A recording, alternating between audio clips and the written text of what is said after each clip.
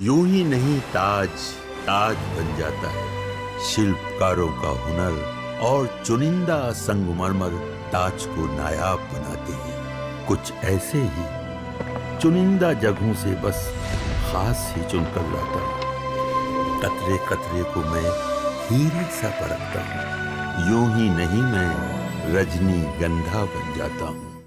नवरात्र के पहले दिन पीएम मोदी किस 524 साल पुराने शक्तिपीठ पहुंचे? वैष्णो देवी में आज क्या गजब माहौल बना? माता का वो मंदिर जहां मुस्लिम परिवार पुजारी, वो मंदिर जहां पति पत्नी साथ दर्शन नहीं कर सकते, कहानी क्या है? नवरात्र पर मां की भक्ति में डूबे भक्तों के गजब रंग और मां के कमाल का सबसे जोरदार चैप्टर अब खोलते हैं।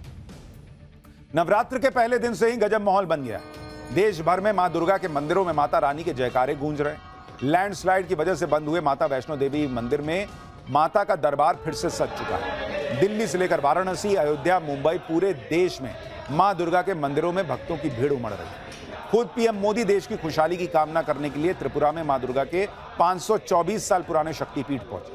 आज पाठशाला में नवरात्र पर वो कौन सा शुभ संकेत मिल गया है जिसने देश में खुशहाली का इशारा कर दिया, इसके बारे में भी बताऊंगा। मां दुर्गा के उस मंदिर की भी बात होगी जिसमें कई पीढ़ियों से मुस्लिम परिवार पुजारी है। ऐसा मंदिर भी दिखाऊंगा जहां पति पत्नी साथ दर्शन नहीं कर सकते मां के। नवरात्र पर माता रानी के भक्तों के लिए बलूचिस्तान से आए न्योते की भी बात होगी। सबसे पहले बात माता वैष्णो देवी मंदिर। नवरात्र पर माता वैष्णो देवी के दर्शन के लिए बड़ी संख्या में श्रद्धालु पहुंच रहे हैं। भक्त इसे माता रानी का ही आशीर्वाद और कृपा मान रहे हैं कि अगस्त में लैंडस्लाइड के बाद 22 दिनों तक बंद रही यात्रा ठीक नवरात्र से पहले शुरू हो गई। माता रानी के दरबार को फूलों से सजाया गया है और लोगों का उत्साह भी जबरदस्त है। नवरात्र की शुरुआत के साथ ही देश में बचत उत्सव भी शुरू हो चुका है। ट्रंप के टैरिफ बम को फोड़ने के बाद देश पर जो संकट मंडरा रहा था वो भी टलता दिख रहा है। ऐसे में इन सभी घटनाओं का भी नवरात्र पर माता रानी के वाहन से कनेक्शन जोड़ा जा रहा है। दरअसल सनातन में मां दुर्गा का वाहन शेर को माना गया है, लेकिन मान्यता है कि नवरात्र पर हर बार देवी किसी न किसी विशेष वाहन पर सवार होकर आती है, जैसे कभी घोड़े पर, कभी नाव में, कभी पालकी में। देवी मां के वाहन से इस बात का अनुमान लगाया जाता है कि आने वाला समय कैसा रहने वाला है। ज्योतिषियों के मुताबिक इस बार नवरात्र में माता रानी का हाथी पर सवार होकर आना एक संकेत है। इसे संपन्नता, समृद्धि और खुशहाली का प्रतीक माना जाता है। ज्योतिषियों का कहना है कि हाथी पर देवी के आगमन से आम जनता को अपने जीवन में राहत मिलेगी। इसके साथ ही फसलों को वर्षा का आशीर्वाद मिलेगा, जल का संतुलन बना रहेगा और आर्थिक स्थिति में सुधार होगा। हाथी पर माता रानी का आना यह भी दर्शाता है कि व्यापार में नई संभावनाएं खुलेंगी और बेरोजगारी की स्थिति में भी कुछ राहत मिलेगी।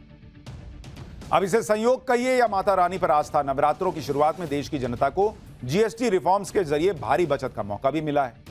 मॉनसून में भरपूर बारिश हुई है और तनातनी के बाद अब भारत और अमेरिका के बीच ट्रेड डील पर भी टॉप लेवल पर बातचीत शुरू हो चुकी है। नवरात्र में शक्ति की प्रतीक मां दुर्गा के 9 रूपों की पूजा हुई। देश भर में मां दुर्गा के 51 शक्तिपीठ जिनमें नवरात्र पर भक्तों की भारी भीड़ जुटती है। माता के इन शक्तिपीठों की स्थापना कैसे हुई, इसके बारे में भी जान लीजिए। शिव पुराण के मुताबिक महाराजा प्रजापति दक्ष अपनी बेटी सती के लिए वर खोज रहे थे। माता सती ने पिता की इच्छा के खिलाफ भगवान शिव को पति चुना।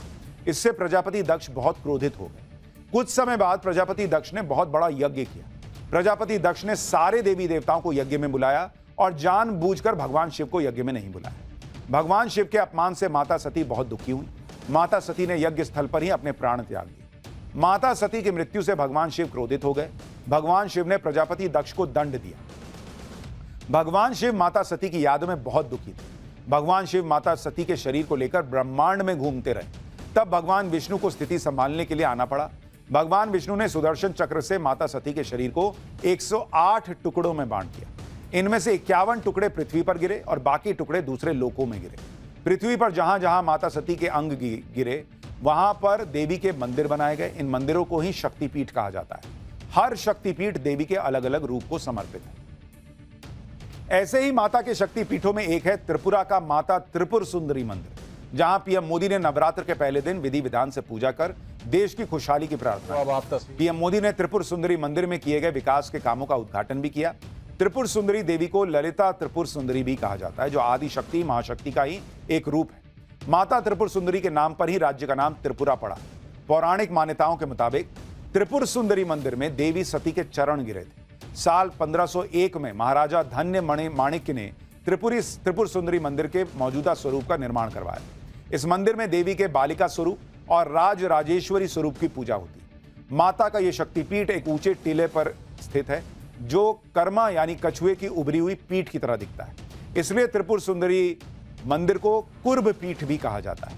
मान्यता है कि नवरात्र में माता त्रिपुर सुंदरी के दर्शन और पूजा करने से सभी मनोकामनाएं पूरी होती हैं। और इसीलिए शायद पीएम मोदी जब ये बड़ा जीएसटी रिफॉर्म लेकर आए हैं तो माता के चरणों का आशीर्वाद लेने के लिए त्रिपुर सुंदरी मंदिर पहुंचे। नवरात्र को लेकर कई सवाल भी मन में आते हैं, जैसे एक ही त्योहार साल में 2 बार क्यों आता है? लेकिन नवरात्र साल में सिर्फ 2 बार नहीं, 4 बार आता है। सनातन में नवरात्र को नए सीजन यानी मौसम की शुरुआत भी माना जाता है।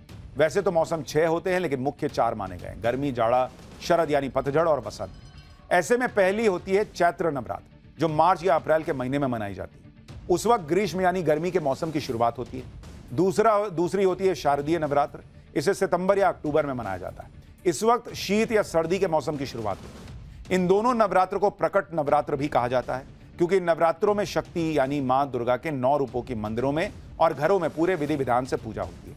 लेकिन इसके अलावा सनातन में 2 और नवरात्र भी होते हैं। चैत्र नवरात्र के बाद शरद यानी पतझड़ के मौसम की शुरुआत के वक्त आषाढ़ महीने की गुप्त नवरात्र आती है, जो जून या जुलाई में पड़ती है। इसी तरह शारदीय नवरात्र के बाद वसंत के मौसम की शुरुआत होते वक्त माघ के महीने की गुप्त नवरात्र आती है, जो जनवरी या फरवरी में पड़ती है। इन दोनों नवरात्रों को गुप्त नवरात्र कहा जाता है, क्योंकि इनमें किसी सिद्धि प्राप्त करने के लिए साधक अपने गुरु की उपस्थिति में साधना करते हैं और इस साधना को गुप्त रखा जाता है। इनमें मां दुर्गा के 10 गुप्त रूपों की साधना की जाती है। ये 10 रूप 10 महाविद्या के नाम से जाने जाते हैं।